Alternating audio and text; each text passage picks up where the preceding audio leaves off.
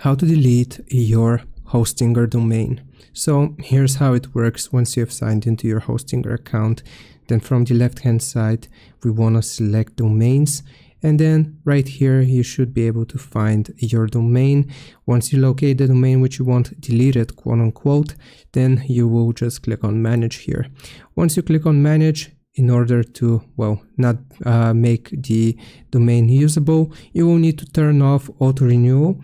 And here, depending on how long you bought a subscription for, once the expiration date expires, then this domain is going to be quote unquote deleted. It is not going to be usable, so it is going to be removed from your accounts, and that's basically how it works. And you can also do the same for the websites here. If you have a plan, then you can cancel your plan, and that's going to also make sure that the domain is not available to use.